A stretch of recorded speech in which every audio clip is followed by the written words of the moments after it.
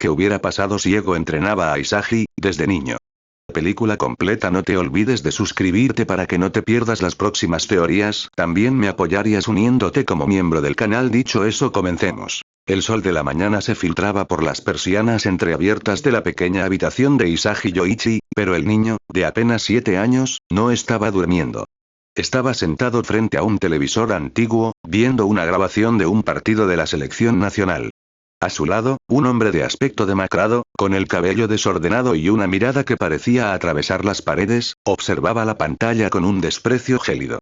Era Jinpachi Ego, un hombre que, en un giro inesperado del destino, se había convertido en el tutor legal del pequeño Yoichi tras una serie de eventos que lo alejaron del mundo del fútbol profesional convencional, refugiándose en la crianza del chico al ver en él una chispa de instinto puro que nadie más poseía. Yoichi, mira bien esa jugada, dijo Ego, señalando con un dedo huesudo hacia la pantalla donde un delantero acababa de fallar un gol cantado por intentar pasar el balón a un compañero. Eso no es fútbol, eso es mediocridad disfrazada de compañerismo. El fútbol japonés está podrido por la idea de que el equipo es más importante que el individuo. Ese delantero tenía el ángulo, tenía la fuerza, pero su cerebro estaba programado para la derrota. Si tú alguna vez haces eso, ni siquiera te molestes en volver a calzarte las botas. Isagi sintió, sintiendo un escalofrío recorrer su espalda. Ego no lo trataba con la dulzura que otros niños recibían. Lo trataba como a un proyecto de ingeniería genética. Desde que tenía uso de razón, su patio trasero no era un lugar de juegos, sino un laboratorio de tortura física y técnica. Ego había diseñado un entrenamiento basado no en la resistencia, sino en la visión periférica y la toma de decisiones bajo presión extrema. Mientras otros niños aprendían a correr, Isagi aprendía a identificar el punto ciego de sus defensores y a visualizar el campo como un tablero de ajedrez donde él era la única pieza capaz de moverse con libertad. Ven aquí, ordenó Ego, levantándose y caminando hacia el jardín donde el césped ya estaba desgastado por los ejercicios diarios. Hoy no tocaremos el balón. Vamos a trabajar en el Metavision. Cierra los ojos. Isagi obedeció, sintiendo el aire fresco golpear su rostro. Ego comenzó a arrojar pelotas de tenis desde diferentes direcciones y ángulos, a veces rápidas, a veces con efecto. Isagi debía anticipar la trayectoria solo escuchando el sonido del impacto y calculando mentalmente la parábola. Si fallaba una, Ego le obligaba a repetir el ejercicio 10 veces más hasta que sus pulmones ardieran y sus piernas temblaran. Tu instinto es tu arma, Yoichi. El mundo está lleno de jugadores que corren como hormigas, siguiendo un camino trazado por otros. Tú vas a ser el depredador que rompe ese camino. Quiero que sientas la frustración de tus oponentes, quiero que veas el momento exacto en que sus ojos se nublan por el miedo. Eso es lo que te hará el mejor delantero del mundo, eso es lo que te hará el jugador que yo nunca pude ser, rugió Ego, su voz llena de una ambición que resonaba en el pecho del pequeño Isagi. Pasaron los meses, y la rutina se volvió una forma de vida. Isagi no tenía amigos en la escuela. No los necesitaba. Durante los recreos, mientras los otros jugaban al fútbol tradicional, él se sentaba a observar, analizando los movimientos de sus compañeros. Veía cómo se movían instintivamente hacia dónde estaba el balón en lugar de hacia dónde el balón iba a estar. Eran predecibles. Eran irrelevantes. Ego le había enseñado a ver más allá de la superficie. Él veía los hilos invisibles del juego, las intenciones de cada jugador antes de que siquiera tocaran la pelota. En una tarde de otoño, Ego llevó a Isagi a una cancha cerrada, oscura y solitaria. En el centro, un solo foco iluminaba un pequeño círculo. Un portero de secundaria, mucho más grande y fuerte que Isagi, esperaba con guantes puestos. Este es tu examen final de este año, dijo Ego, encendiendo un cigarrillo. Tienes 10 intentos. Si logras marcarle al menos uno, te compraré ese libro de tácticas avanzadas que tanto quieres. Si fallas, mañana empezaremos a las 5 de la mañana sin desayuno. Isagi entró en el círculo. El portero lo miraba con una mezcla de aburrimiento y lástima. Isagi no sintió miedo. Por primera vez, su mente se despejó por completo. Ya no escuchaba la voz de Ego, ni el ruido de la ciudad fuera de la cancha. Solo veía el espacio vacío entre las manos del portero y el poste derecho. Empezó a moverse, haciendo fintas cortas, observando el peso del cuerpo de su rival. El portero cambió su postura ligeramente, inclinándose hacia la izquierda al detectar el movimiento de Isagi. Fue un error de milisegundos. Isagi, con una sangre fría impropia de un niño, cambió el ángulo de su pie en el último segundo y disparó. La pelota entró rozando el poste, golpeando la red con un sonido seco que pareció retumbar en toda la instalación. El portero se quedó petrificado, mirando el balón que descansaba en la red. Ego, desde las sombras, dejó escapar una sonrisa lúgubre, casi aterradora. Ese es el camino, Yoichi.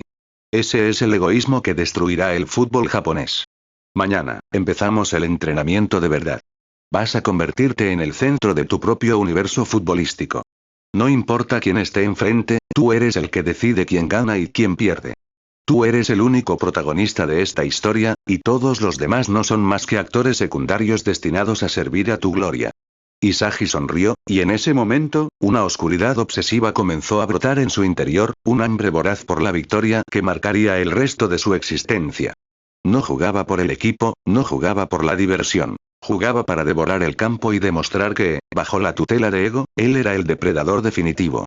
El entrenamiento bajo la tutela de Ego no conocía el descanso, y a medida que los años pasaban, la casa de los Isagi se transformaba en un entorno de alta precisión. A sus 12 años, Yoichi ya no era simplemente un niño que jugaba al fútbol. Era una máquina de procesar datos diseñada para la finalización letal. Ego había instalado un sistema de cámaras en todo el jardín que proyectaban los datos de rendimiento de Isagi en una pared, velocidad de reacción, porcentaje de efectividad en espacios reducidos, frecuencia cardíaca bajo presión. Cada error era registrado, analizado y corregido mediante horas de repetición táctica hasta que el movimiento se volvía instintivo. La técnica es el lenguaje, pero el ego es la gramática, le soltaba Ego mientras Isagi se encontraba en el suelo, jadeando, tras completar una serie de sprints que desafiaban la lógica humana. Si no eres capaz de visualizar tu propio éxito por encima del fracaso de los demás, solo serás una pieza más en el tablero de otro. Durante sus años en la escuela secundaria, Isagi se convirtió en una figura solitaria. Se negaba a participar en los juegos de equipo tradicionales donde el objetivo era tocar el balón con todos. En su lugar, cuando le permitían jugar, tomaba el esférico y realizaba recorridos imposibles, esquivando a todos sus compañeros y oponentes por igual. Sus entrenadores escolares lo despreciaban por su falta de espíritu colectivo, calificándolo de egoísta, pero a Ego esas quejas solo le arrancaban carcajadas. ¿Te han llamado egoísta otra vez, Yoichi? Preguntó Ego una noche, mientras revisaban grabaciones de partidos europeos donde los grandes delanteros definían con precisión quirúrgica. Debes tomar eso como el mayor de los elogios. La historia del fútbol no la escriben los que ayudan a que otros brillen. La escriben los que son capaces de cargar con la responsabilidad absoluta de la victoria sobre sus hombros. La mediocridad de estos mediocres que te rodean es simplemente el ruido de fondo ante tu ascenso. Isagi, ahora un adolescente con una mirada penetrante y una calma gélida que inquietaba incluso a sus profesores, apenas hablaba fuera de sus sesiones con Ego. Había empezado a desarrollar lo que él llamaba su instinto de devorador. Mientras caminaba por los pasillos, no veía personas. Veía espacios, ángulos de visión y puntos de inflexión. Cuando el balón llegaba a sus pies, el mundo parecía detenerse. Las frecuencias de movimiento se volvían predecibles para su ojo entrenado, y el camino hacia la red se iluminaba ante él como una línea trazada con neón. Fue en un partido regional, un torneo donde los cazatalentos empezaban a observar a los jóvenes promesas, donde Isagi finalmente aplicó todo lo aprendido.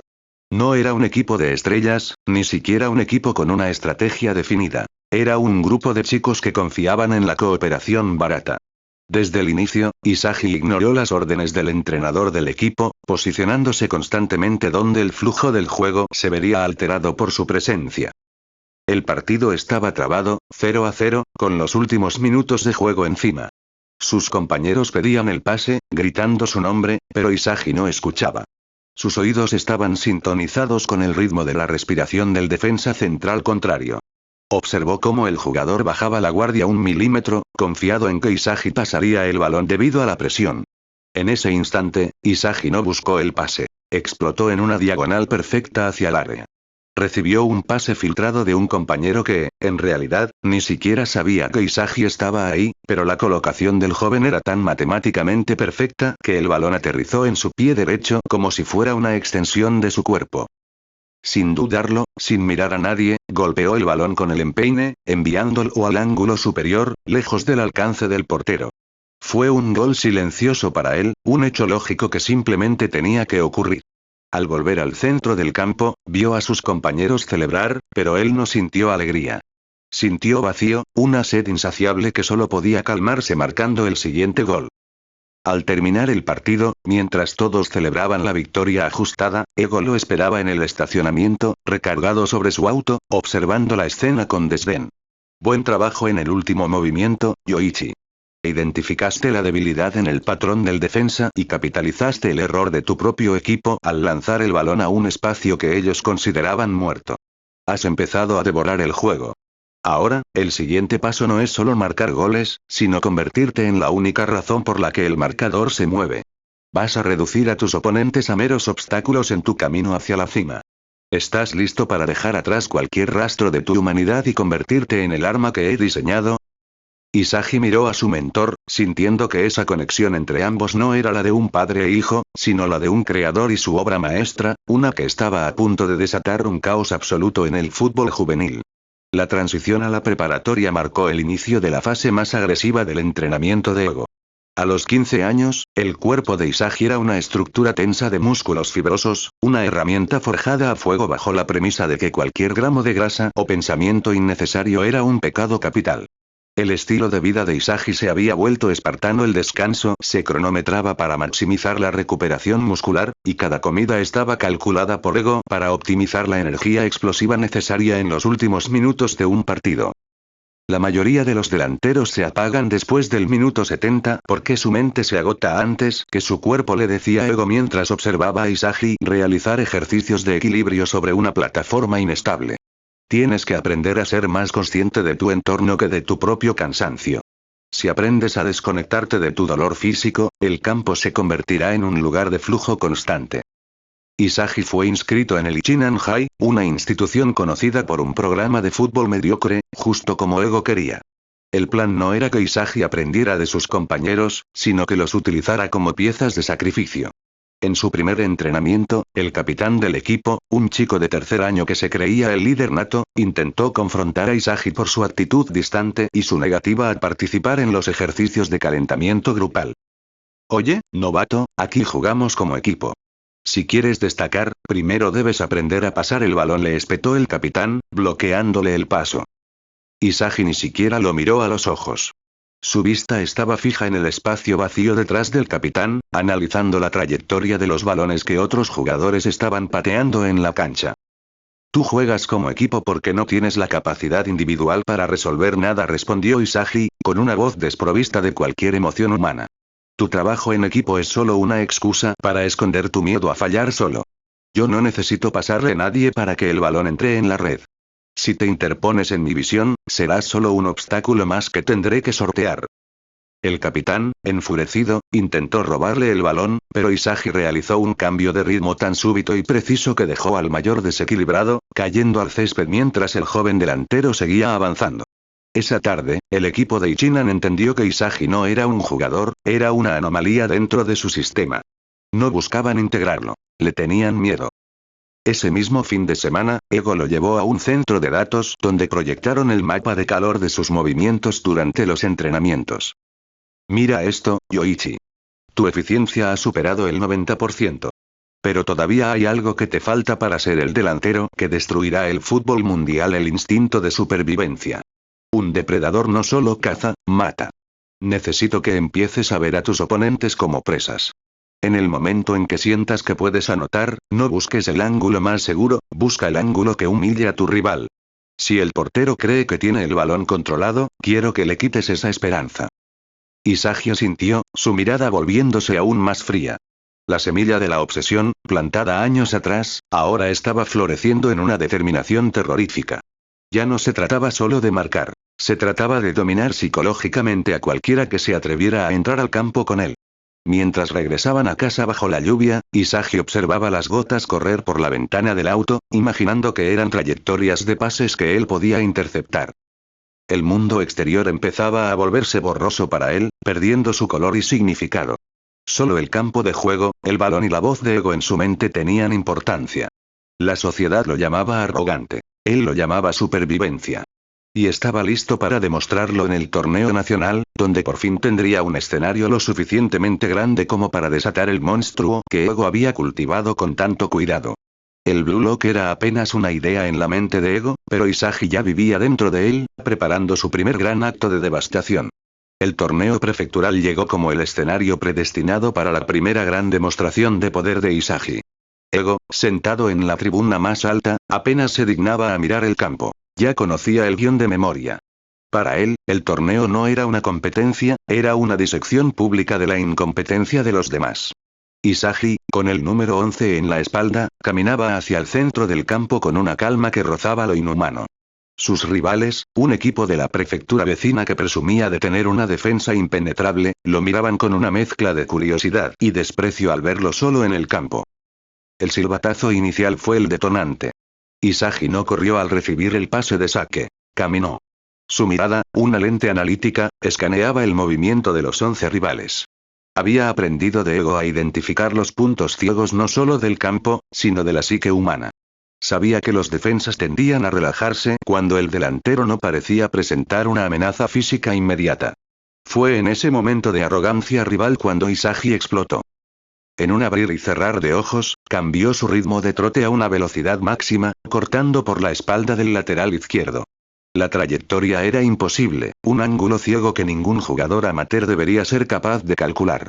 Recibió el balón largo de un compañero desesperado y, en lugar de controlar, ejecutó un toque orientado que dejó al defensa central girando sobre sus propios talones, buscando un balón que ya no estaba ahí. El portero salió a achicar, su cuerpo enorme cubriendo gran parte de la portería. Era el momento de la verdad, la enseñanza que Ego había repetido hasta el hartazgo: el portero no es un guardián, es un obstáculo que cree tener el control. Isagi no buscó potencia. Buscó humillación.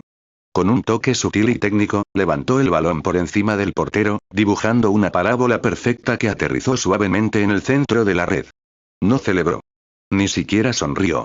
Simplemente dio media vuelta y caminó hacia su mitad del campo, mientras sus compañeros, desconcertados por la frialdad de su acción, apenas se atrevían a acercarse. Desde la grada, un ojeador de un club profesional anotaba frenéticamente en su libreta, pero Ego ni se inmutó. Para él, ese gol era solo el estándar básico. Al medio tiempo, cuando el equipo se reunió en el vestuario, Isagi fue el único que no escuchó al entrenador. Se sentó en una esquina, cerrando los ojos para visualizar la segunda mitad. No se confundan, dijo Isagi, rompiendo el silencio del vestuario con una voz gélida que hizo que los demás se estremecieran. Ese gol no fue para el equipo. Fue para probar una trayectoria que necesitaba ajustar. En el segundo tiempo, los defensas estarán obsesionados conmigo. Eso dejará los carriles interiores libres para que alguien más anote. Si quieren ganar, asegúrense de que el balón llegue al espacio que voy a crear. Si no son capaces de ejecutar un pase simple bajo presión, mejor quédense sentados en el banco. Sus palabras eran una bofetada a la jerarquía del equipo, pero nadie se atrevió a replicar. La autoridad que emanaba de su figura era absoluta. Durante el segundo tiempo, Isagi se convirtió en el titiritero del campo. Atraía a 3 o 4 defensores hacia él, creando un vacío táctico que sus compañeros, casi por inercia, aprovechaban. La victoria por 5-0 fue una masacre estratégica. Al salir del estadio, Ego se acercó a él, encendiendo un cigarrillo bajo la luz de los focos que empezaban a apagarse. Has aprendido a manipular el flujo del juego, Yoichi, pero todavía estás dejando que ellos tengan esperanza. El fútbol es un juego de depredadores, y hoy has actuado como un pastor guiando ovejas. En el próximo partido, no quiero que crees espacios para ellos. Quiero que los obligues a pasar el balón a tus pies para que tú seas el único que termine la obra. El siguiente nivel no es ser el mejor del equipo, es convertirte en el equipo entero. Estás a un paso de la verdadera oscuridad. ¿Estás listo para consumir a tus rivales por completo? Isagi no respondió con palabras, solo asintió con una mirada que ya no buscaba la gloria deportiva, sino la destrucción total de cualquiera que se atreviera a disputarle el derecho a ser el único protagonista. Su hambre no tenía límites, y la verdadera pesadilla para los equipos de Japón apenas estaba comenzando. La fase nacional del torneo no fue un campeonato, fue una carnicería táctica. Mientras otros equipos llegaban con estrategias de compañerismo y fuerza bruta, el equipo de Isagi se movía bajo una sinfonía de control absoluto orquestada desde la sombra por Ego. Isagi ya no corría por el campo, él lo habitaba. A sus 16 años, su capacidad de procesamiento mental era tan rápida que, para él, el tiempo en el área penal parecía dilatarse. En los cuartos de final, contra un instituto que presumía de tener al mejor mediocampista de la región, Isagi decidió jugar su propia partida de ajedrez. Durante los primeros 20 minutos, no tocó el balón. Se dedicó a observar la frecuencia de los pases del equipo rival, sus patrones de respiración y el momento exacto en que sus centrocampistas perdían la concentración por un segundo. Ego, observando desde la banda, anotaba cada uno de sus movimientos. «Estás esperando», Yoichi murmuró Ego para sí mismo. «Estás dejando que se sientan cómodos. Ese es el preludio perfecto para el caos». De repente, en un saque de banda rival, Isagi realizó un sprint explosivo, no hacia el balón, sino hacia el punto exacto donde el mediocampista estrella recibiría el pase. No fue una entrada agresiva. Fue una intercepción quirúrgica. Robó el balón en seco y, antes de que alguien pudiera reaccionar, lanzó un pase filtrado que atravesó 3 líneas defensivas, no porque quisiera asistir, sino porque sabía que el defensor que debía cubrir esa zona estaba emocionalmente quebrado por la presión. Su compañero solo tuvo que empujarla. Isagi no celebró. Mientras sus compañeros gritaban, él caminó hacia el mediocampista rival, quien seguía en el suelo, y lo miró desde arriba con una frialdad gélida. «Tu ritmo es predecible», susurró Isagi, lo suficientemente fuerte para que solo el rival lo oyera. «Juegas al fútbol como si fuera una rutina. El fútbol es una guerra de voluntades, y la tuya se rompió en el momento en que decidiste pasar el balón en lugar de buscar la gloria tú mismo». El resto del partido fue un monólogo de dominio. Isagi marcó un hat-trick en los últimos 10 minutos, cada gol más humillante que el anterior, siempre buscando el ángulo donde el portero quedaba completamente expuesto, no solo físicamente, sino psicológicamente.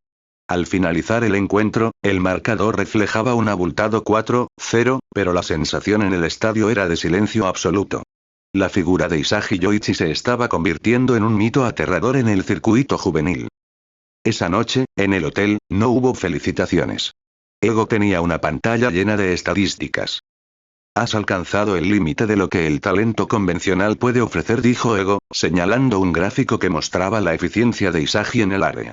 «Ahora, el problema es que el resto del equipo empieza a depender de ti como si fueras un dios.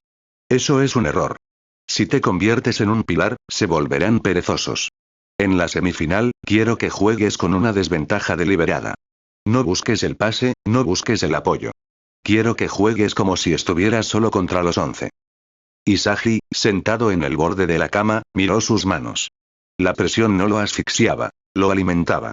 La oscuridad que Ego había sembrado en él no era destructiva en el sentido convencional. Era una obsesión refinada, una búsqueda constante de la excelencia a través del egoísmo puro. «Si juego solo», respondió Isagi con una voz que empezaba a sonar peligrosamente similar a la de su mentor, «no es por arrogancia, sino porque nadie más en este campo es capaz de ver lo que yo veo. Acepto el reto. Mañana, dejaré que ellos vean lo que significa enfrentarse a un verdadero delantero, alguien que no necesita nada más que su propia ambición para conquistar el mundo».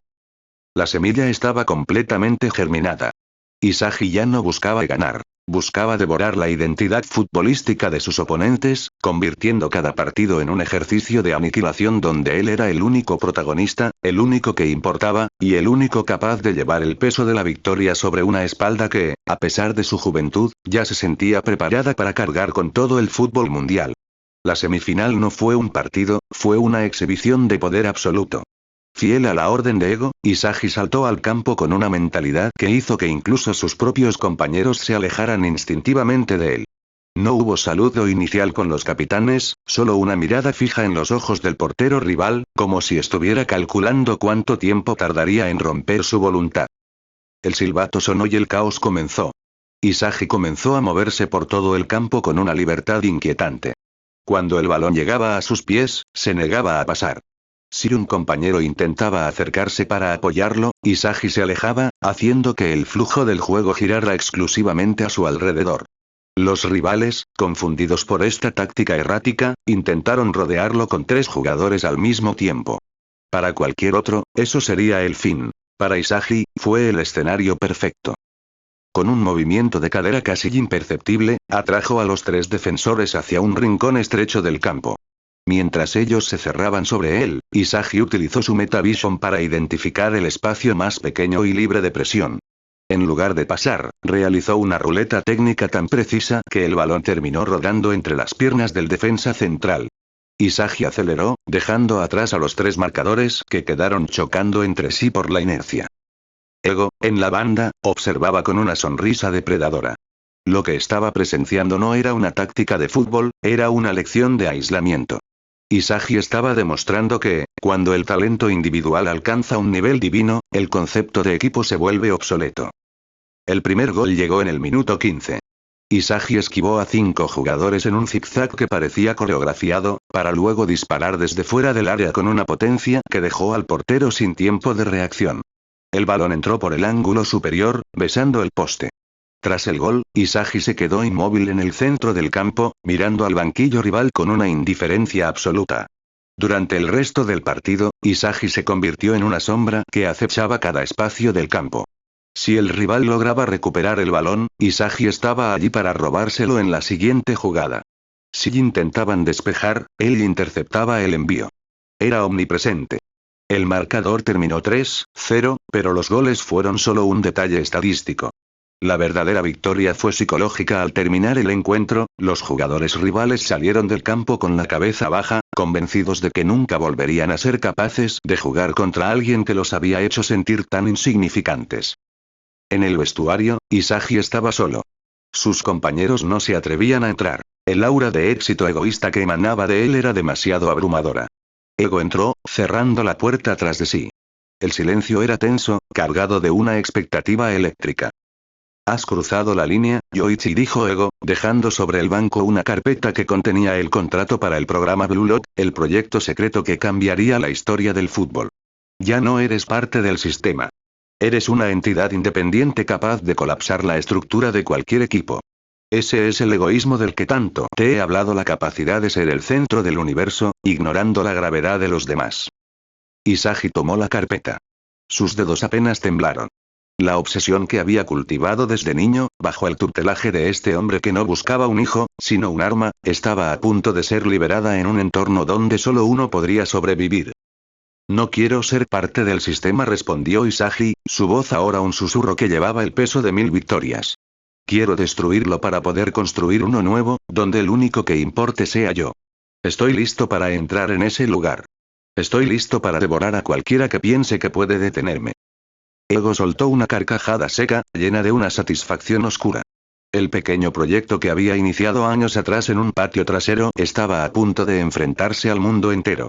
El camino hacia la cima no sería fácil, pero para Isagi Yoichi, bajo la mirada implacable de Jinpachi Ego, no existía otra posibilidad que la de alzarse como el rey absoluto del fútbol, sin importar cuántos corazones tuviera que romper en el proceso. La fase de entrenamiento había terminado. Ahora comenzaba la era del delantero definitivo. La invitación al proyecto Blue Lock no fue una sorpresa, sino el paso lógico en la escalada de violencia competitiva que Ego había diseñado para su pupilo.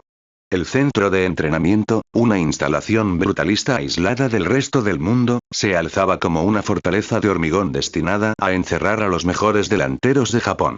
Isagi cruzó el umbral de la entrada con la misma naturalidad con la que entraba al patio de su casa, ignorando las miradas de los otros 299 jugadores que, en ese momento, aún creían que el fútbol se trataba de compañerismo y sueños juveniles. Ego, observando a través de las pantallas de control desde el centro de mando, vio cómo Isagi se posicionaba de manera instintiva en el centro de la sala, su mirada escaneando no las caras, sino los patrones de movimiento y la postura de cada aspirante. Mientras los demás se agrupaban en pequeñas pandillas, compartiendo bromas y nerviosismo, Isagi se mantenía a una distancia precisa, un depredador analizando el comportamiento de una manada de presas. «Aquí empieza el verdadero laboratorio», Yoichi murmuró Ego, mientras la voz del sistema retumbaba en todo el edificio. «El fútbol es un juego de supervivencia. Solo uno saldrá de aquí como el delantero número 1 del mundo. El resto, simplemente, desaparecerá del mapa futbolístico». La primera prueba, una versión caótica de las traes con un balón, estalló en el salón. De inmediato, el pánico y el desorden dominaron la escena.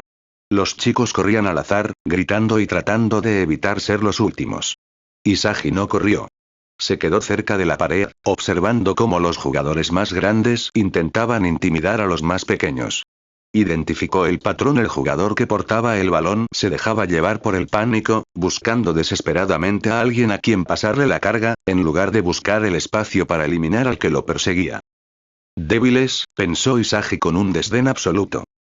Cuando el tiempo comenzó a agotarse y la desesperación se hizo palpable, el jugador que tenía el balón, un delantero de aspecto arrogante llamado Kira, corrió hacia Isagi, buscando desesperadamente salvarse. «Tómalo», gritó Kira, lanzando el balón hacia los pies de Isagi, «pásalo a otro». Isagi ni siquiera levantó la vista hacia Kira. En una fracción de segundo, calculó la trayectoria del balón y, en lugar de recibirlo, realizó un giro de cuerpo que dejó el esférico muerto a sus pies. La calma con la que lo hizo congeló el movimiento de los que estaban cerca. Con una velocidad explosiva, Isagi ejecutó un regate corto, un dribbling que no buscaba la espectacularidad, sino la máxima eficiencia para dejar a su perseguidor sin ángulo de cobertura. En el último segundo, cuando el cronómetro marcaba apenas 2 segundos restantes, Isagi disparó. No fue un disparo con potencia, sino un tiro colocado con una precisión geométrica. El balón golpeó el rostro de uno de los jugadores que intentaba evitar la eliminación, dejándolo fuera de combate y asegurando que Isagi no fuera el último. La humillación para los demás fue total. Isagi no solo había sobrevivido, sino que había dictado quién sería el eliminado mediante una decisión táctica fría y cruel.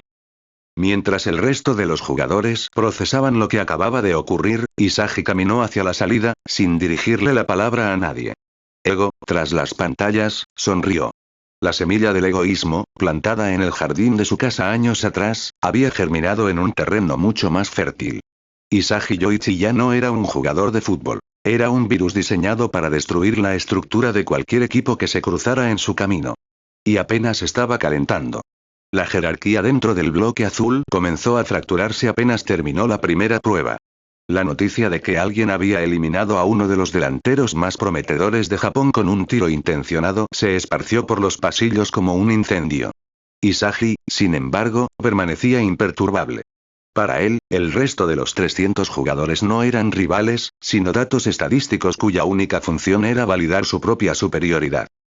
Cuando se anunció la formación de los equipos para la primera selección, el nombre de Isagi apareció en el equipo Z, el grupo catalogado como el más débil, conformado por los jugadores con las clasificaciones más bajas.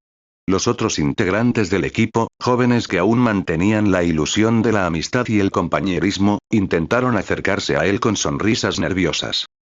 «Oigan, chicos, si trabajamos juntos podemos salir de aquí», dijo uno, tratando de organizar una estrategia basada en la cooperación. Isagi, sentado en el centro del vestuario, simplemente cerró los ojos, visualizando el terreno de juego como una retícula infinita. «El trabajo en equipo es la estrategia de los que no tienen nada más que ofrecer», respondió Isagi sin abrir los ojos, su voz cortante como una cuchilla. «Si me necesitan para anotar, adelante. Pero no esperen que yo sacrifique mi posición por sus errores. Este edificio es una trampa mortal. La única forma de avanzar es a través de cadáveres futbolísticos. El mío no va a ser uno de ellos». El primer partido contra el equipo 10 comenzó con un dominio abrumador del rival. El delantero estrella del equipo 10, un chico con una constitución física privilegiada, se encargó de marcar 3 goles consecutivos, humillando a la defensa del equipo Z. Los integrantes del Z empezaron a desesperarse, lanzándose al ataque sin orden ni concierto. Isagi, desde su posición de delantero, no se movió. Observó. Estaba procesando la cadencia de los pases del equipo 10, detectando el momento exacto en el que su delantero estrella, cegado por su propia soberbia, dejaba de mirar a su alrededor al momento de realizar el disparo. «Ahí está», pensó Isagi. Su punto ciego no es el campo, es su propio ego. Cuando el equipo 10 se preparaba para el cuarto gol, Isagi realizó un movimiento que nadie esperaba: abandonó su zona de ataque y bajó a defender, no por voluntad propia, sino porque calculó que, si el equipo 10 marcaba otro gol, el sistema de clasificación lo hundiría demasiado en el ranking. Se posicionó en el espacio exacto donde el balón rebotaría tras un centro mal ejecutado del rival. La interceptación fue tan limpia que el balón pareció magnetizarse a su pie. Sin dudar, arrancó hacia adelante. La defensa del equipo 10, sorprendida por la irrupción del chico del equipo Z, intentó cerrarle el paso, pero Isagi no buscaba el regate. Buscaba la desestabilización. Hizo un amago de pase largo que obligó al defensa central a abrir las piernas para cubrir el envío, momento que Isagi aprovechó para colarse en el espacio que el propio defensa había creado al intentar protegerse. Fue un disparo de media distancia, ejecutado con la técnica que Ego le había taladrado en el cráneo desde la infancia. El disparo de presión, dirigido no hacia el centro, sino al borde interno del poste, donde la visión periférica del portero es más lenta. El balón entró. 3-1. El silencio en el campo fue sepulcral. Los jugadores del equipo Z miraron a Isagi con una mezcla de miedo y asombro, mientras los del equipo décimo retrocedían, sintiendo que por primera vez en su vida se enfrentaban a algo que no podían comprender. Isagi no celebró. Se dio la vuelta, se limpió el sudor de la frente y miró hacia la cámara de vigilancia en la esquina del estadio, donde sabía que Ego estaba observando. Solo un paso más, susurró para sí mismo. Estoy empezando a ver la estructura del edificio, y muy pronto, no quedará ni un solo pilar que sostenga a estos falsos delanteros. La máquina de Ego no solo estaba funcionando, estaba empezando a devorar a todos los que se atrevían a compartir el mismo césped que Isagi. El equipo Z estaba en un punto de ruptura. La victoria no llegaba y el sistema de eliminación del Blue Lock pendía sobre ellos como una espada de Damocles. Mientras los demás intentaban desesperadamente coordinarse mediante tácticas de compañerismo, Isagi pasaba sus noches en vela, analizando las grabaciones de los partidos anteriores en una tablet que le habían proporcionado. No buscaba mejorar su relación con el grupo. Buscaba identificar qué jugador del equipo Z era el más prescindible para sacrificarlo en favor de su propia evolución.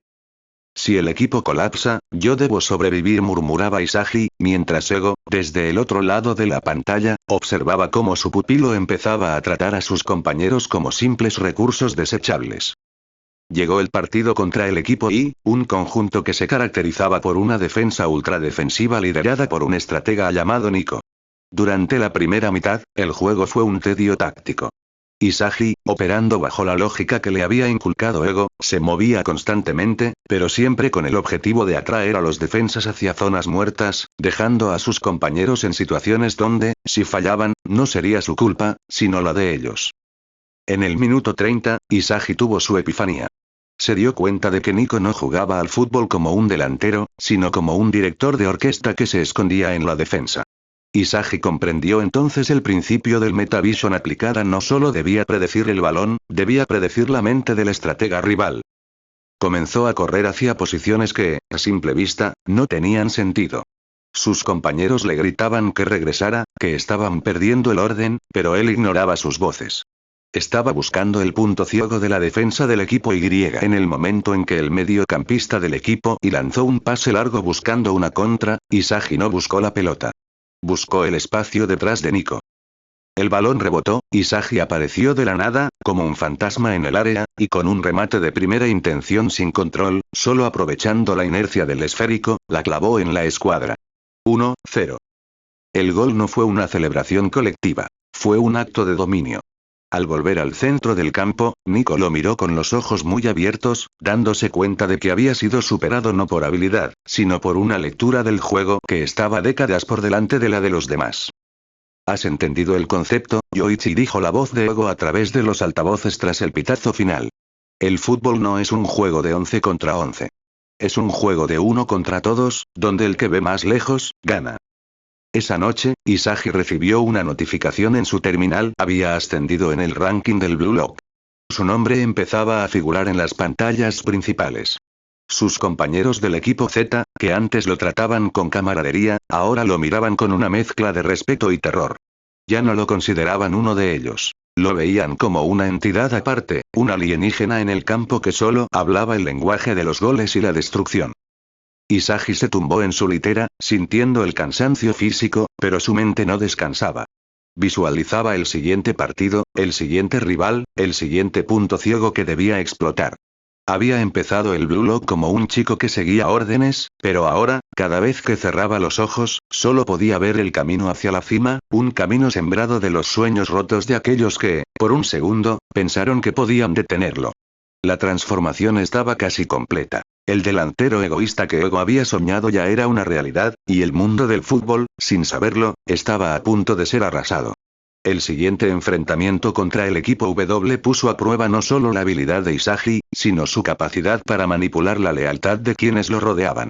Los gemelos Wanima, estrellas del equipo rival, jugaban con una sincronía telepática que parecía inalcanzable. Mientras el resto del equipo Z intentaba copiar sus movimientos, Isagi se aisló en su propia burbuja analítica, observando el patrón de los gemelos desde el minuto 1. Notó que la sincronía de los Wanima dependía de una conexión emocional específica. El hermano menor siempre buscaba la validación visual del mayor antes de ejecutar un pase. Era un eslabón débil, una vulnerabilidad psicológica que Isagi decidió explotar con precisión quirúrgica. Durante el partido, Isagi comenzó a posicionarse intencionalmente entre los dos gemelos. No para robar el balón, sino para romper su línea de visión. Cada vez que el hermano mayor intentaba buscar al menor, ahí estaba Isagi, interponiéndose como un eclipse, obligando al mayor a dudar. La duda en el fútbol es el preludio al error, y el equipo W comenzó a desmoronarse bajo la presión de una estrategia que ellos ni siquiera podían nombrar. ¿Qué haces, Isagi? Pásala. Gritaban sus compañeros, frustrados por su aparente falta de participación. Isagi los ignoró. Estaba ocupado destruyendo la psique de sus rivales. En el minuto 80, cuando el partido estaba empatado, Isagi vio el hueco. El hermano mayor, desesperado por recuperar la sincronía, lanzó un pase arriesgado. Isagi, que había anticipado la desesperación de su oponente mediante el estudio de sus microgestos, se lanzó al suelo, cortando el balón con la punta de la bota. La contra fue instantánea. Isagi corrió solo, dejando atrás a toda la defensa. El portero salió, pero Isagi ya no veía a un hombre. Veía una figura geométrica que se movía según sus propios cálculos. Con un regate seco, cambió de dirección, dejando al portero sentado en el césped, y empujó el balón al fondo de la red. El 2-1 definitivo no fue una victoria del equipo Z, fue una ejecución en solitario. Cuando el silbato final sonó, Isagi caminó hacia los gemelos Wanima, que estaban colapsados en el suelo, llorando por su derrota. Su conexión no era fuerza, dijo Isagi, con una voz que heló la sangre de los presentes. Era una muleta. En el momento en que alguien se interpuso en su mundo, dejaron de ser jugadores para convertirse en simples espectadores de su propio fracaso. Esa noche, en el comedor, el resto de los jugadores del equipo lo observaban en silencio. Ya no le pedían que pasara el balón. Tenían miedo de que, si lo hacían, Isagi los usara como piezas de sacrificio en su siguiente obra maestra. Ego, desde las sombras del mando, observaba cómo su pupilo empezaba a devorar la moral de todos a su alrededor. Es hora de aumentar la dificultad, murmuró Ego, mientras programaba el siguiente entrenamiento en condiciones de gravedad simulada y presión atmosférica controlada. Si ya ha aprendido a romper conexiones, ahora debe aprender a sobrevivir en el vacío total. La próxima fase no es sobre ganar, es sobre aniquilar la identidad de sus propios aliados. Isagi recibió la notificación en su terminal. La siguiente fase requeriría una brutalidad que superaba todo lo visto hasta ahora. Pero él no sintió miedo. Sintió el hambre, esa misma hambre que había sentido en el patio trasero de su casa, ahora multiplicada por 1000. Estaba listo para el siguiente nivel, listo para demostrar que, cuando el resto del mundo se apaga, él es la única luz que queda brillando en el campo, una luz fría, implacable y destinada a reinar sobre las ruinas de sus rivales. La segunda selección, apodada la etapa de los monstruos, despojó a los jugadores de sus equipos y los lanzó a una serie de pruebas individuales y de duelos 2 contra 2. El concepto de equipo quedó oficialmente enterrado. Isagi entró en el edificio central, donde las luces blancas y asépticas revelaban la verdadera naturaleza de su estancia, un entorno de aislamiento absoluto. Al encontrarse con Bachira, un chico de sonrisa radiante pero con un hambre salvaje en los ojos, Isagi sintió por primera vez algo similar a la curiosidad. Bachira no buscaba la victoria a través del sacrificio ajeno. Buscaba monstruos con los cuales jugar, y en Isagi, había detectado una oscuridad que nadie más parecía ver. Tu forma de jugar es distinta, Yoichi, dijo Bachira, siguiéndolo como una sombra. Es como si estuvieras viendo algo que nadie más ve. ¿Es eso lo que te enseñó ese hombre raro? Isagi no respondió. Estaba ocupado analizando a los otros aspirantes que, al igual que él, habían logrado avanzar. Eran la élite, los depredadores que habían sobrevivido a la criba del bloque azul. Isagi sabía que el nivel de dificultad aumentaría exponencialmente. Ya no bastaba con ser el mejor del equipo, ahora debía ser capaz de derrotar a jugadores con talentos físicos que desafiaban la lógica, como Rin Itoshi, el jugador que dominaba el ranking. En el primer duelo de la segunda selección, Isagi y Bachira se enfrentaron a dos jugadores corpulentos que intentaron usar su fuerza física para aplastarlos. Isagi se mantuvo en calma, dejando que los rivales creyeran que tenían el control. Observó cómo el defensa central, un chico llamado Aryu, se movía con una elegancia y altura que parecía invencible. «Estás midiendo su zancada, ¿verdad?», susurró Ego a través de un altavoz oculto, su voz resonando en el estadio. «Estás calculando el tiempo de reacción necesario para anular a un jugador que confía ciegamente en su altura. Hazlo, Yoichi. Demuéstrales que la técnica y el análisis siempre vencerán a la superioridad física bruta». Isagi no necesitó que se lo repitieran. Durante el partido, comenzó a forzar situaciones donde los defensas rivales quedaban fuera de posición. Utilizó a Bachira como un señuelo, sabiendo que la intuición de su compañero era un arma impredecible. Cuando el rival se lanzó sobre Bachira, Isagi ya estaba en el ángulo ciego, esperando el pase que él mismo había inducido mediante su posicionamiento. Recibió el balón y, en lugar de disparar de inmediato, esperó una milésima de segundo extra, el tiempo suficiente para que el portero ajustara su peso hacia el lado equivocado. Con un movimiento rápido y seco, envió el balón a la base del poste. La pelota entró, no con potencia, sino con una precisión matemática que resultaba insultante para sus rivales. Al finalizar el partido, Isagi no sintió la descarga de adrenalina de antes. Sentía un vacío frío. Había ganado, pero el nivel de competencia exigía algo más, necesitaba evolucionar su Metavision para que funcionara incluso en duelos de 1 contra 1. «Has pasado la primera ronda de esta selección», dijo la voz de Ego, fría como siempre. «Pero no te confundas. Los que vienen ahora no juegan al fútbol, juegan a destruir mentes. Si quieres ser el rey de este lugar, vas a tener que aprender a no solo predecir a tus rivales, sino a obligarlos a jugar bajo tus reglas, atrapándolos en un laberinto mental del que no puedan escapar». Isagi miró hacia la puerta que conducía a la siguiente etapa. El camino hacia el trono era estrecho y, a partir de ese momento, cada victoria exigiría un sacrificio mayor. Pero él estaba dispuesto. La oscuridad que Ego había cultivado en su interior era ahora un motor inagotable, una ambición que consumía todo lo que tocaba, y estaba listo para reclamar su posición en la cima del mundo, pase lo que pase. La verdadera pesadilla comenzó cuando el sistema de Blue Lock emparejó a Isagi con los jugadores del top 6. El siguiente nivel no consistía en marcar goles. Consistía en sobrevivir a la presión táctica de Rin Itoshi, el jugador que dominaba el ranking con una frialdad que rivalizaba con la del propio Ego. En este duelo, Isagi no era el depredador, era el objetivo.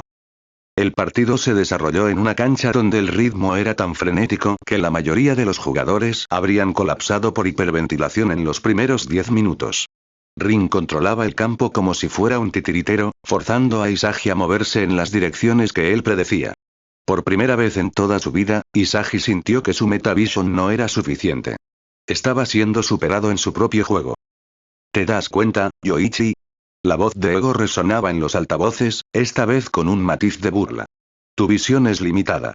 Estás analizando el presente, mientras Rin está analizando el futuro. No puedes ganar si solo reaccionas. Debes convertirte en el arquitecto del caos. Isagi, jadeando, se detuvo un instante, ignorando la presión de sus marcadores. Cerró los ojos por un segundo, sintiendo el latido de su propio corazón, sincronizándolo con el ritmo del juego. No podía competir con la fuerza bruta de Rin, ni con su técnica depurada, pero tenía algo que Rin no tenía: una vida entera de entrenamiento diseñado para la adaptabilidad absoluta. Cuando Rin se preparó para un disparo desde la frontal, Isagi no corrió hacia el balón. Corrió hacia el espacio que Rin, en su soberbia, había dejado desprotegido al concentrarse únicamente en la portería. Fue un movimiento suicida, calculado hasta el último milímetro. Al interceptar el pase que Rin creía tener asegurado, Isagi no buscó el gol. Buscó la humillación técnica de su rival. Realizó un control orientado tan extraño que el balón pareció cobrar vida propia, saltando por encima del pie de apoyo de Rin. El estadio quedó en silencio absoluto. Isagi no disparó, dejó que el balón rodara lentamente hacia la red mientras miraba a Rin directamente a los ojos. Tu cálculo es perfecto, Rin, dijo Isagi, con una voz que era puro hielo. Pero el fútbol no es solo lógica. Es la capacidad de romper tus propias reglas. Has jugado contra un esquema, pero yo soy el caos que destruye ese esquema. El gol fue la estocada final. Rin se quedó estático, viendo cómo el esférico cruzaba la línea. El orden que había impuesto en el campo se había disuelto en un instante. Isagi caminó hacia él, no con arrogancia, sino con una determinación aterradora.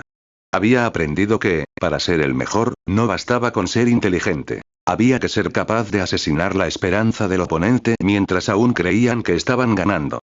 Ego, observando desde el monitor, dejó escapar una carcajada. El experimento estaba siendo un éxito total. El hijo que había criado en su laboratorio de un patio trasero ya no necesitaba sus instrucciones. Ya estaba empezando a reescribir las leyes del juego a su antojo. Isagi Yoichi se estaba transformando en algo que el mundo del fútbol nunca había visto: un delantero absoluto, incapaz de ser contenido, capaz de devorar a cualquier figura que se interpusiera en su camino hacia el trono. La verdadera era de oscuridad estaba a punto de comenzar. La tercera selección no fue una prueba de habilidad, fue una purga. Solo los mejores 30 jugadores permanecían en el complejo de Blue Lock.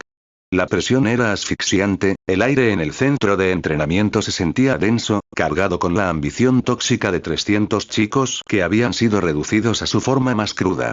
Isagi, cuya posición en el ranking se había estabilizado en el top 5, ya no recibía instrucciones de Ego. Ahora, su relación era más bien la de dos generales observando un campo de batalla que ambos habían diseñado. Ego lo convocó al centro de mando. No había cámaras, no había monitores encendidos. Solo una penumbra que acentuaba la palidez del mentor. «Has superado la fase de adaptación, Yoichi», dijo Ego, girándose en su silla giratoria. «Pero te has estancado en un peligroso optimismo. Crees que tu Meta Vision es el fin del camino. Te equivocas. El siguiente paso es la aniquilación del yo. Si quieres ser el número 1, debes aprender a ser un vacío. Nada de emociones, nada de ambiciones personales que te distraigan. Debes convertirte en una extensión del campo». Isagi, cuyos ojos ahora tenían una profundidad abisal, asintió. Entendía lo que Ego quería decir. Durante los días siguientes, se sometió a un régimen de privación sensorial diseñado por el propio Ego, jugaba partidos en condiciones de silencio total, con la iluminación reducida a destellos aleatorios, obligando a sus sentidos a hiperdesarrollarse hasta que el juego se volvió, para él, una serie de impulsos eléctricos. El enfrentamiento definitivo de esta etapa fue contra un combinado de jugadores extranjeros, una selección mundial invitada por Ego para probar la verdadera capacidad de su arma. El nivel era otro mundo. La velocidad, la potencia y la visión de juego de los extranjeros hacían que los jugadores del Blue Lock parecieran principiantes. Desde el primer minuto, Isagi fue neutralizado. Lo encimaron dos defensas que lo obligaron a retroceder, cortándole cualquier ángulo de salida. Rin, en el otro extremo, luchaba por mantener la compostura mientras su sistema de juego se desmoronaba ante la superioridad física de los rivales. Fue en ese momento de desesperación absoluta cuando Isagi recordó las palabras de Ego sobre el vacío. Dejó de luchar contra la presión. Dejó de intentar predecir el futuro. Simplemente se dejó llevar por la inercia del caos. Cuando el balón salió disparado tras un choque de fuerzas en el centro del campo, Isagi no corrió hacia donde debía estar. Se movió hacia un rincón oscuro, un lugar que nadie más consideraba relevante. Fue un instinto, una corazonada que venía de los miles de horas de entrenamiento. El balón, tras un rebote caótico en el travesaño, cayó exactamente donde Isagi había predicho, no con su lógica, sino con su subconsciente. Disparó sin mirar. El sonido del impacto fue diferente, una nota limpia que resonó en todo el estadio vacío. El balón entró por la escuadra, un gol tan imposible que incluso los jugadores extranjeros se detuvieron, confundidos. Isagi no celebró. Su expresión era un lienzo en blanco. Había logrado entrar en el estado de flujo perfecto, un nivel de conciencia donde el esfuerzo físico desaparecía y solo quedaba la pura ejecución de su voluntad. Al finalizar el partido, Ego lo esperaba en la salida. No le dio la mano, ni le ofreció una sonrisa de orgullo. «Has destruido el límite, Yoichi», dijo Ego, encendiendo un cigarrillo. «Ya no eres humano en ese campo. Eres una entidad. El mundo empezará a notar tu presencia, y los clubes europeos vendrán por ti. Prepárate, porque la verdadera destrucción acaba de comenzar. Ahora no solo jugarás contra rivales, jugarás contra la historia misma. ¿Estás listo para borrar a todas las leyendas que han venido antes de ti?» Isagi no respondió con palabras. Miró hacia las pantallas que mostraban su nuevo ranking número 1. La respuesta era obvia. Había nacido para esto, para ser el fin de una era y el comienzo de un reinado absoluto construido sobre los restos de todos aquellos que alguna vez osaron llamarse delanteros. La noticia de que un jugador japonés había alcanzado el puesto número 1 del ranking de Blue Lock resonó en las oficinas de los clubes más grandes de Europa como una alarma. Pero dentro del centro de entrenamiento, la victoria era solo un peldaño más en la escalera hacia la nada. El siguiente entrenamiento no tenía nombre. Simplemente aparecía en las pantallas como fase de disolución. Isagi fue llevado a una instalación subterránea, un campo de entrenamiento con paredes de cristal reforzado y un sistema de inteligencia artificial que proyectaba hologramas de los mejores defensas de la historia del fútbol. Su tarea era simple: debía anotar 100 goles contra una defensa que aprendía de sus movimientos en tiempo real. Ego observaba desde el centro de mando, su rostro iluminado por el resplandor azul de las pantallas. Si quieres ser el mejor del mundo, Yoichi, debes entender que el pasado es tu mayor enemigo, dijo Ego a través de los altavoces, su voz resonando como una sentencia. Esos defensas holográficos son la suma de toda la sabiduría futbolística acumulada hasta hoy. Si los superas, habrás dejado de ser un jugador de fútbol para convertirte en una nueva forma de vida. Isagi comenzó. El primer holograma, una recreación de un defensa legendario de los años 90, lo bloqueó con una facilidad pasmosa. El segundo, un central moderno de élite, le quitó el balón mediante una lectura de presión constante. Durante las primeras horas, Isagi no anotó ni un solo gol. Su cuerpo estaba al límite del colapso, su respiración era un jadeo errático que llenaba el campo silencioso. Sin embargo, algo empezó a cambiar. La frustración, que en cualquier otro jugador se habría convertido en ira, en Isagi se transformó en una calma gélida. Entendió que el sistema no estaba intentando detenerlo. Estaba obligándolo a dejar de usar sus viejos patrones. Dejó de pensar en las jugadas. Dejó de analizar las trayectorias de manera consciente.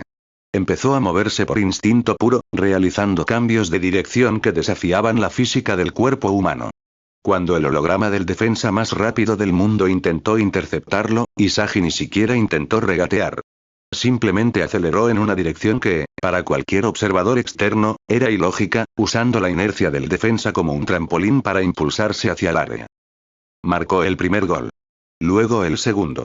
En el número 50, Isagi ya no estaba sudando. Estaba en un trance profundo. Sus movimientos eran fluidos, casi abstractos. Había dejado de ser Isagi Yoichi para convertirse en la encarnación del gol mismo. Al marcar el 100º gol, el sistema se apagó. Las luces blancas se encendieron, cegándolo por un instante. Se desplomó sobre el césped, no por cansancio, sino porque su mente finalmente había hecho el vacío absoluto que Ego le había exigido. Las puertas se abrieron y Ego entró. Caminó hasta quedar frente al chico, que seguía tendido en el suelo, mirando hacia el techo con unos ojos que ya no contenían ni rastro de su humanidad original. «¿Ya no eres tú, verdad?», preguntó Ego, con una nota de extraña reverencia en su voz. «Te has despojado de todo. Ya no juegas por amor, por equipo o por gloria. Juegas porque eres la respuesta a la pregunta del fútbol». Isagi se levantó con una elegancia depredadora. Se acercó a Ego y, por primera vez, el mentor tuvo que retroceder un paso ante la intensidad de la mirada de su pupilo. «El juego ha terminado», dijo Isagi, y su voz sonó extrañamente plana, como si hubiera sido sintetizada. «Ya no hay rivales. Solo hay piezas que deben ser reordenadas o eliminadas. ¿Cuál es el siguiente paso, Ego? No me digas que esto era todo». Ego sonrió, una mueca que le llegaba a los ojos. El arma que había creado en el patio de su casa ahora estaba apuntando hacia él, y la emoción que sentía era la de un dios viendo cómo su creación despertaba para reclamar el universo. El bloque azul era demasiado pequeño para Isagi. El mundo entero estaba a punto de descubrir lo que significaba ser devorado. El siguiente paso no estaba en una pantalla ni en una hoja de instrucciones, estaba en el mundo real. Ego, tras una breve pausa que parecía cargar con toda la historia del fútbol japonés, simplemente señaló una puerta al final del pasillo, una que nunca antes había estado abierta. Detrás de ella no había otro centro de entrenamiento, sino una oficina de cristal que daba directamente al campo del Estadio Nacional de Japón. «El bloque azul ha servido para destilar tu esencia», dijo Ego, mientras caminaba junto a Isagi por el pasillo. «Pero un depredador que nunca sale de su jaula termina por consumirse a sí mismo. Es hora de que el mundo sepa que el fútbol tal como lo conocen ha muerto. Isagi salió al césped, sintiendo el aroma del pasto real, el aire abierto, la vastedad de un estadio diseñado para 100.000 almas. No estaba lleno, pero para él, se sentía como si toda la historia del deporte lo estuviera observando. En el centro del campo, 11 hombres esperaban. No eran hologramas, ni jugadores de instituto, ni promesas de la academia. Eran profesionales, leyendas retiradas y jugadores en activo de la selección absoluta, reunidos por ego en un experimento final que rozaba la locura. Tu última lección, Yoichi, anunció Ego a través de la megafonía del estadio. Estos hombres representan el orden, la tradición y la moral que has estado destruyendo desde que eras un niño. No tienen piedad, no tienen dudas y, sobre todo, no reconocen tu existencia. Tu objetivo es simple: borra su legado del mapa. Isagi caminó hacia el punto de saque. La presión era diferente a la de las simulaciones. Aquí había una hostilidad real, una intención genuina de los veteranos de aplastar al chico prodigio que, según los rumores, había convertido a los mejores prospectos de Japón en sombras de sí mismos. El silbatazo inicial fue cortante. Isagi no buscó el balón. Buscó el centro del campo, donde el capitán de la selección, un defensa central con 10 años de experiencia en ligas europeas, lo esperaba. El choque fue brutal. El veterano utilizó su cuerpo, su experiencia, cada truco sucio que el reglamento permitía, para desplazar a Isagi. Pero Isagi ya no era un jugador que pudiera ser desplazado. Su centro de gravedad era inamovible, su mente un procesador que anticipaba el contacto antes de que sucediera. ¿Eso es todo lo que tienes?, gruñó el veterano, intentando intimidarlo. Has jugado contra niños, chico. Ahora estás en el fútbol de verdad. Isagi no respondió con palabras. Su metavision había mutado. Ya no solo veía el campo, veía las debilidades estructurales de la formación entera del equipo veterano. Identificó un error sutil en la línea defensiva, un desfase de apenas medio segundo entre el movimiento de los laterales y la cobertura del central. Arrancó en una diagonal que parecía llevarlo directo hacia un callejón sin salida. El veterano sonrió, cerrándole el ángulo hacia la banda. Pero era una trampa. Isagi frenó en seco, un cambio de ritmo que dejó al defensa central con el impulso perdido, y en ese milisegundo de estática, Isagi disparó con la parte externa del pie, una parábola tan precisa que superó al portero cuando éste apenas empezaba a estirarse. El silencio que siguió al gol fue absoluto. Los veteranos se miraron entre sí, incrédulos. No habían visto a un chico marcar un gol. Habían visto a un sistema ser hackeado. Isagi se quedó quieto, sintiendo cómo su corazón latía al ritmo del estadio. No había satisfacción, solo una confirmación lógica de su superioridad. Ego, desde el banquillo, encendió su último cigarrillo y observó a Isagi con una frialdad que ocultaba un triunfo total. El experimento había superado todas las expectativas. El arma ya no era solo un delantero, era el fin de un paradigma. El mundo del fútbol, indiferente y poderoso, no tenía idea de que, en ese estadio, el futuro acababa de decidir que no dejaría piedra sobre piedra de todo lo que ellos habían construido. La victoria contra los veteranos no fue celebrada como una gesta, sino aceptada como un hecho irrefutable. Sin embargo, para Isagi, ese partido había sido solo una prueba de calibración. Mientras los profesionales se retiraban del campo con una mirada de desconcierto absoluto, Ego descendió al césped. Sus pasos resonaban con una autoridad metálica. Has derrotado al pasado, Yoichi, dijo Ego, sin detenerse. Pero ahora el mundo sabe que existes. A partir de mañana, ya no habrá campos cerrados, ni entornos controlados, ni reglas que te protejan de la envidia de aquellos que han dominado este deporte durante décadas. El mundo exterior es un ecosistema mucho más cruel que el Blue Lock. Isagi observó las gradas vacías. Sabía lo que le esperaba: el escrutinio de la prensa, las ofertas de los gigantes europeos, la presión de ser la nueva cara de un fútbol que él mismo se encargó de despreciar. Pero nada de eso le importaba. Su mente ya estaba en el siguiente escenario: el mundial. No como una meta romántica, sino como el campo de batalla final donde el concepto de equipo sería erradicado por completo en favor de una dictadura de una sola persona: él. Durante las semanas siguientes, Isagi se aisló en una rutina aún más severa. Entrenaba bajo la supervisión de Ego, pero las sesiones cambiaron. Ya no se trataba de mejorar su técnica, que ya era perfecta, sino de aprender a navegar la política y la brutalidad del fútbol profesional. Ego le enseñó cómo arruinar la moral de un vestuario completo con una sola frase, cómo manipular a los medios para crear una narrativa de invencibilidad y cómo convertir la hostilidad de una afición rival en energía pura para su rendimiento. Recuerda esto, siempre le decía Ego mientras revisaban ofertas de clubes de la Serie A y la Premier League. En el fútbol moderno, el delantero es el único que puede dictar su propio destino. No aceptes un club que te pida jugar en función de alguien más. Busca un lugar donde puedas ser el sol alrededor del cual orbite todo el proyecto. Si no te dan esa libertad, quema el sistema desde adentro. Isagi finalmente firmó con un club europeo, una decisión que sorprendió al mundo, pero que fue el resultado de meses de cálculos precisos. No eligió al equipo con más dinero, sino al que tenía la estructura más disfuncional, el escenario perfecto para un virus como él. Su llegada al aeropuerto fue un evento mediático sin precedentes. Cientos de periodistas, flashes cegadores y aficionados curiosos lo esperaban. Isagi salió por la puerta de llegadas vistiendo un traje sencillo, con la misma mirada impasible que tenía cuando apenas era un niño en el patio de su casa. Ante la primera pregunta de un reportero sobre cómo se adaptaría al juego colectivo de su nuevo equipo, Isagi simplemente sonrió, una mueca que no llegó a sus ojos. ¿El juego colectivo? Respondió Isagi, su voz amplificada por los micrófonos, clara y gélida. He venido aquí para demostrar que el concepto de equipo es una limitación para el verdadero talento. Si quieren ver fútbol de verdad, observen. El resto del mundo es solo un espectador de lo que estoy a punto de hacer. Esa misma tarde, mientras se instalaba en su nuevo hogar, Isagi recibió una última llamada de Ego. El tablero es tuyo, Yoichi. Ya no eres mi proyecto. Eres el arquitecto de la nueva era. Haz que el mundo arda. Isagi colgó el teléfono, miró por la ventana hacia el estadio de su nuevo club y, por primera vez, sintió que el hambre que había cultivado desde niño estaba a punto de ser plenamente saciada. El verdadero caos apenas comenzaba. La presentación oficial de Isagi ante su nuevo club, el club insignia de la liga italiana, no fue una bienvenida, sino una toma de control hostil. Durante el primer entrenamiento, mientras los veteranos del equipo intentaban establecer su jerarquía, Isagi se movía por el campo como un depredador recién soltado en un territorio desconocido. No intentó integrarse en los rondos. Se quedó a un costado, observando cómo los mediocampistas, lentos y previsibles, intercambiaban pases insulsos.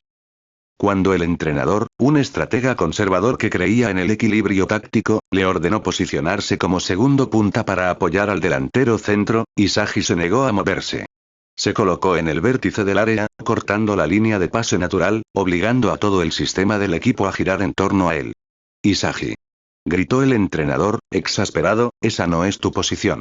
Baja a recibir y apoya la construcción.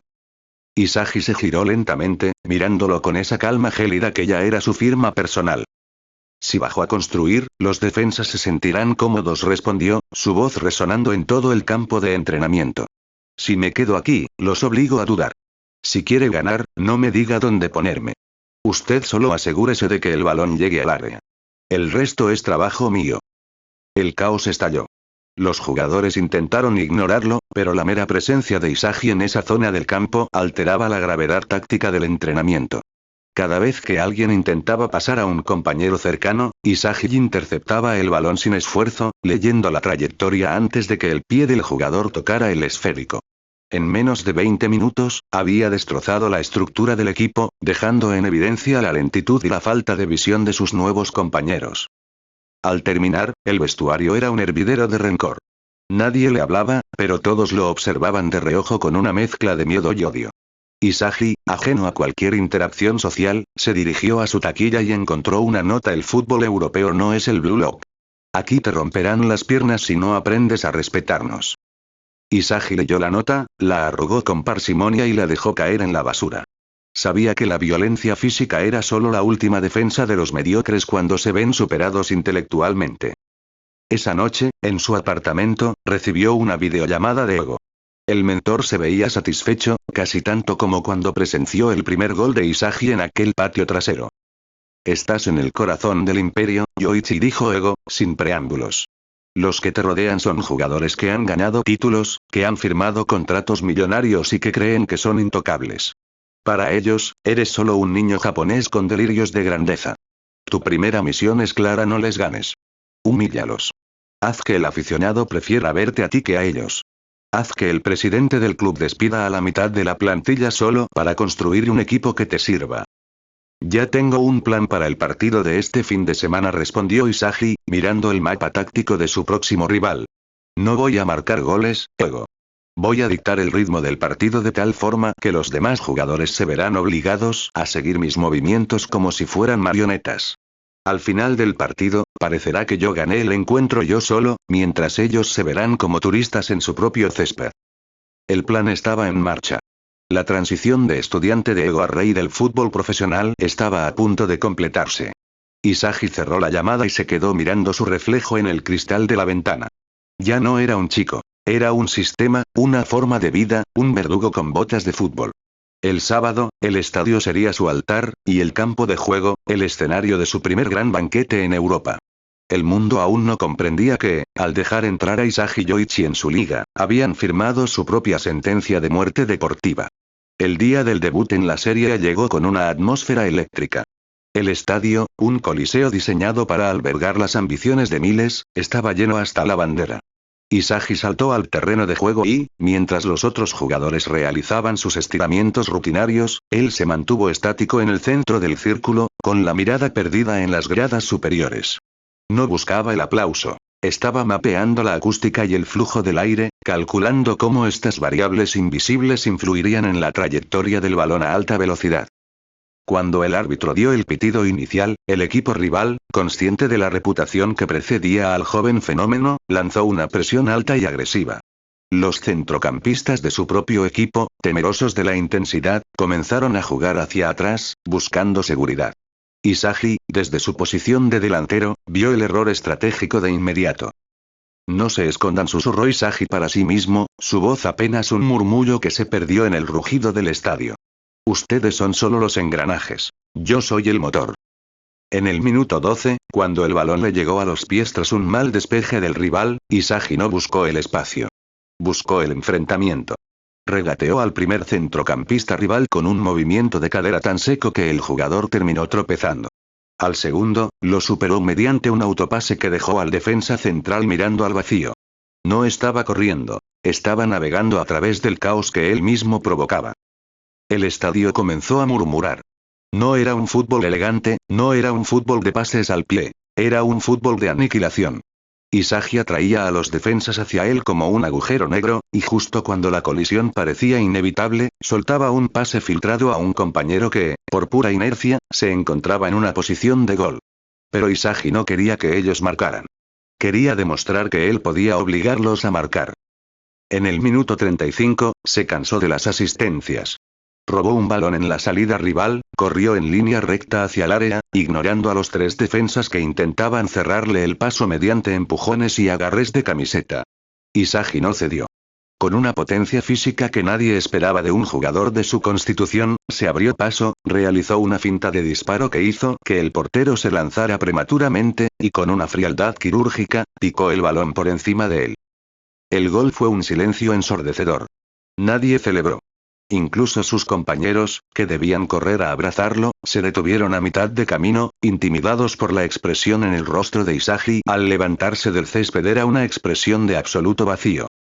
Al llegar al vestuario en el medio tiempo, el entrenador intentó tomar la palabra, pero Isagi simplemente se sentó frente a su taquilla y comenzó a cambiarse los botines, ignorando al equipo técnico por completo.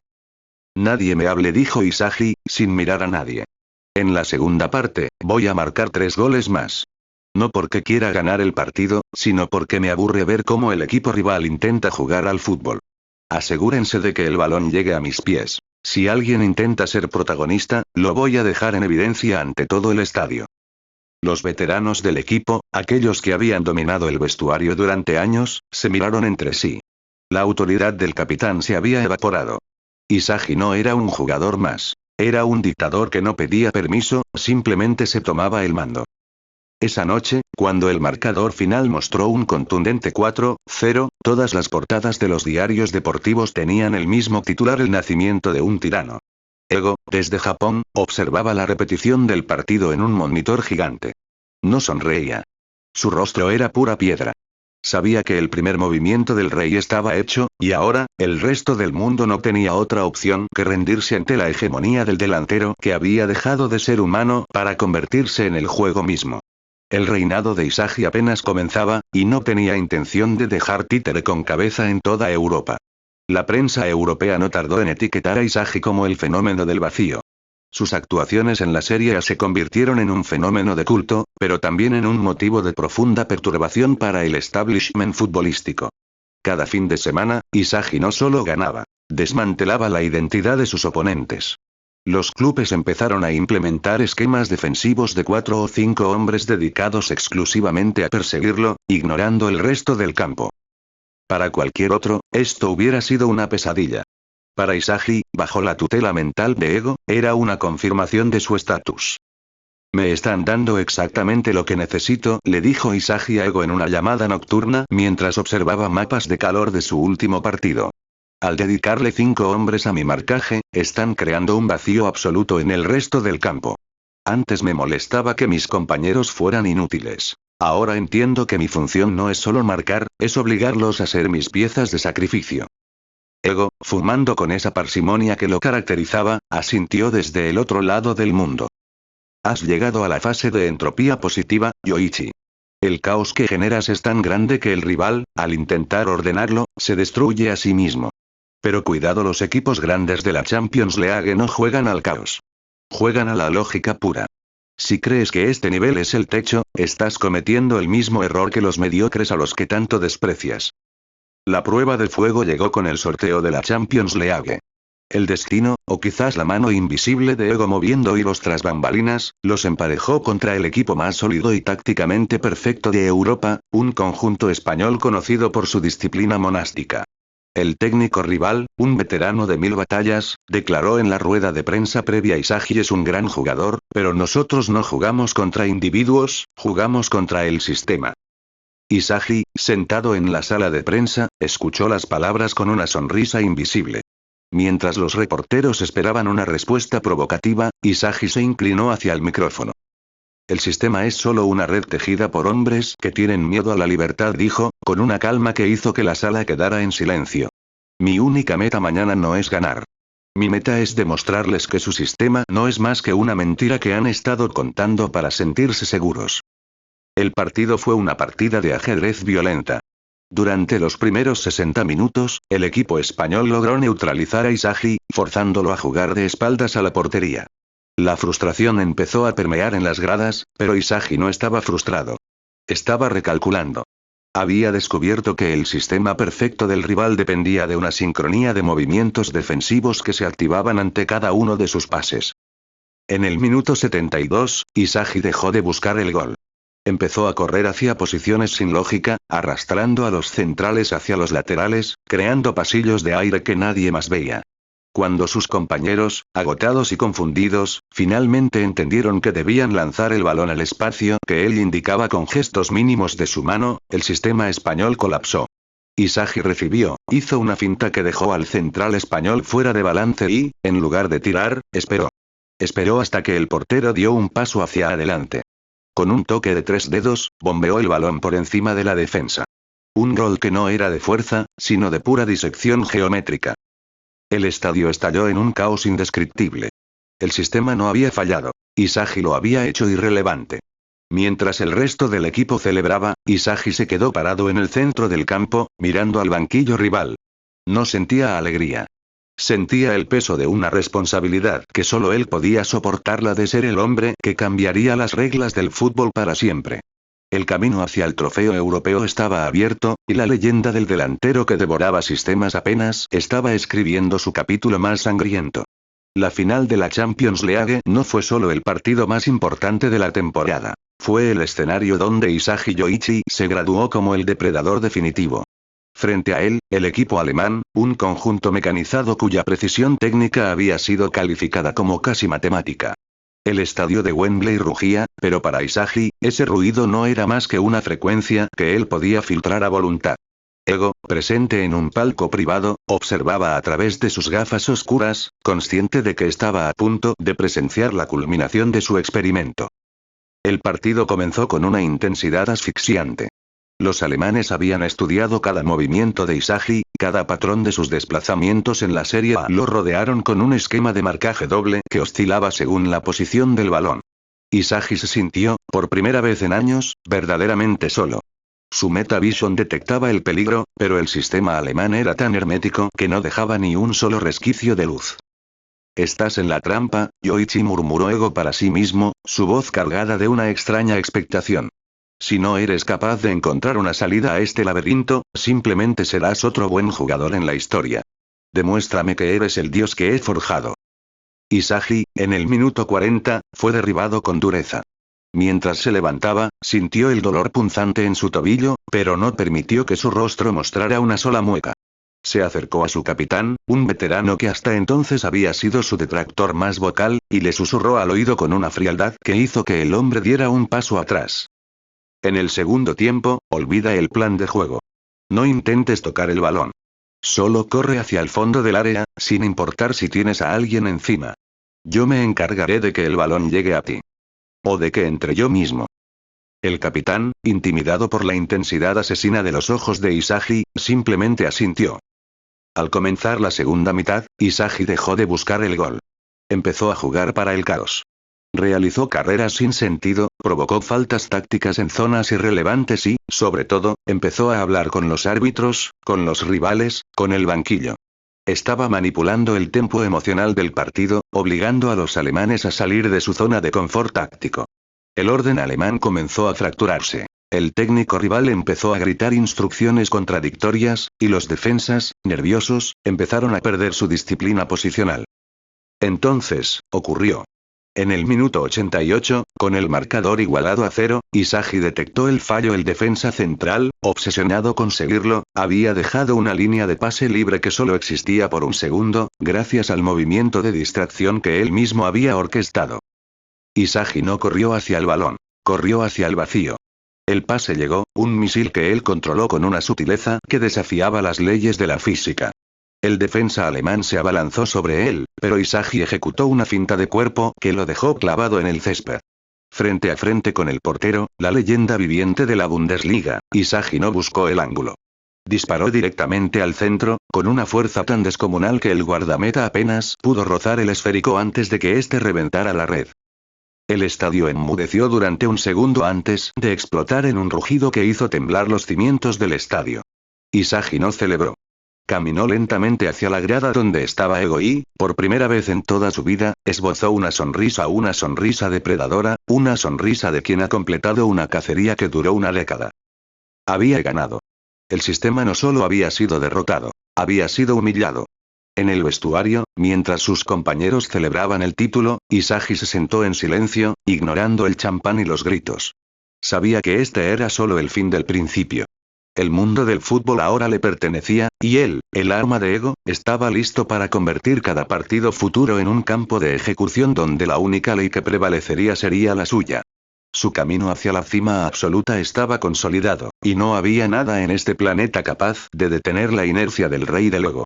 La resaca de la victoria en la Champions League fue un torbellino de gloria mediática, pero para Isagi, la obtención del trofeo solo marcó el final de su etapa como promesa. El fútbol europeo, acostumbrado a sus propias leyendas, ahora se encontraba ante un enigma que no sabía cómo procesar. Isagi Yoichi no era un ídolo de masas en el sentido tradicional. Era un fenómeno de rendimiento puro que dejaba a los espectadores con la extraña sensación de haber sido testigos de algo más cercano a una operación quirúrgica que a un deporte. El verano trajo consigo el Mundial de Selecciones, el escenario definitivo donde los nombres de las estrellas más grandes del planeta se consolidan o se desvanecen. Japón, un equipo históricamente visto como un invitado de piedra en la élite mundial, aterrizó en el torneo con una expectativa que nunca antes había sentido. Todos los ojos estaban puestos en el chico del Blue Lock.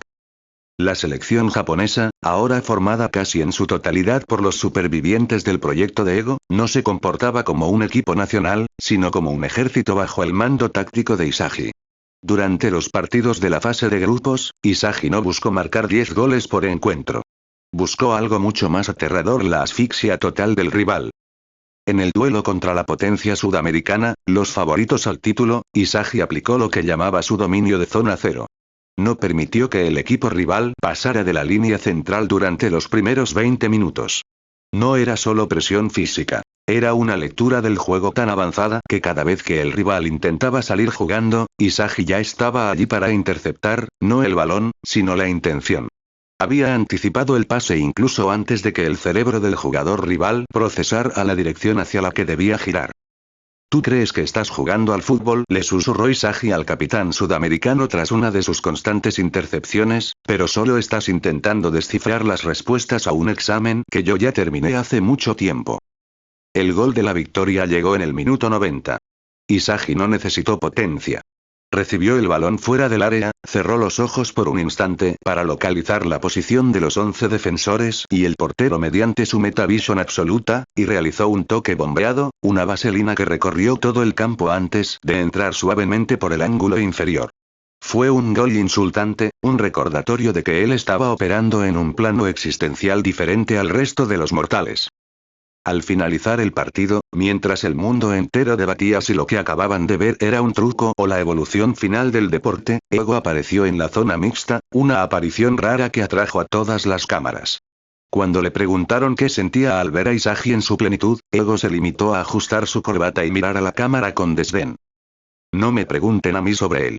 Pregúntenle a los defensas que han intentado marcarlo y han terminado perdiendo su identidad. Yo no creé a un jugador. Simplemente le quité a Yoichi todo lo que le impedía ser el centro del universo. Lo que ven ahí afuera no es un atleta. Es la inevitabilidad.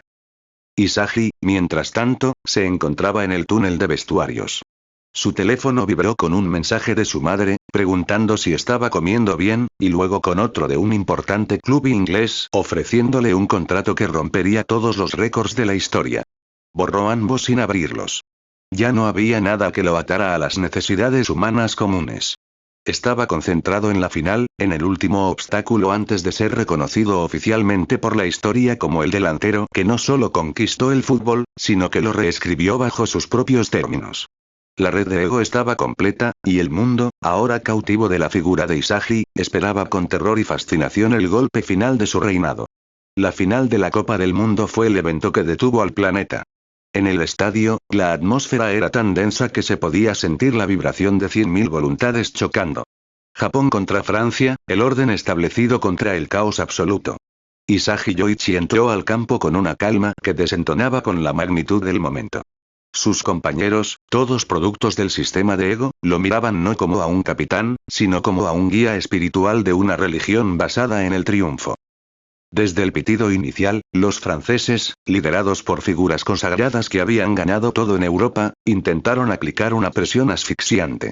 Pero Isagi ya no estaba jugando un partido. Estaba ejecutando un algoritmo de destrucción masiva. Había analizado durante semanas el patrón defensivo de sus rivales hasta que sus mentes se convirtieron en un libro abierto para él. En el minuto 10, cuando el balón cayó en la zona de 3/4, Isagi no buscó el pase. Hizo una diagonal suicida que partió en dos a la línea de 4 defensiva. El pase llegó, preciso, milimétrico. Pero en lugar de disparar, Isagi hizo una finta de cuerpo tan violenta que el central francés perdió el equilibrio, cayendo sobre el césped como si un rayo lo hubiera golpeado. Isagi se detuvo, esperó a que el portero saliera, y con un toque sutil de empeine, envió el balón a la base del poste derecho. 1-0. El gol no fue celebrado con gritos, sino con un silencio reverencial. Los franceses, acostumbrados a la victoria, comenzaron a perder la compostura. Isagi empezó a jugar con ellos, moviendo el balón con una precisión insultante, obligándolos a correr detrás de sombras. Cada vez que intentaban una contra, Isagi estaba allí para cortar la jugada no por fuerza, sino por pura anticipación. El segundo tiempo fue una masacre táctica.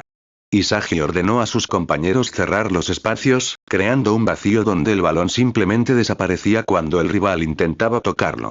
En el minuto 70, el capitán francés, desesperado, intentó una entrada temeraria sobre Isagi. Él, en lugar de saltar o esquivar, absorbió el contacto, giró sobre su propio eje y lanzó un pase de 40 metros que encontró a un compañero solo frente al arco. 2-0.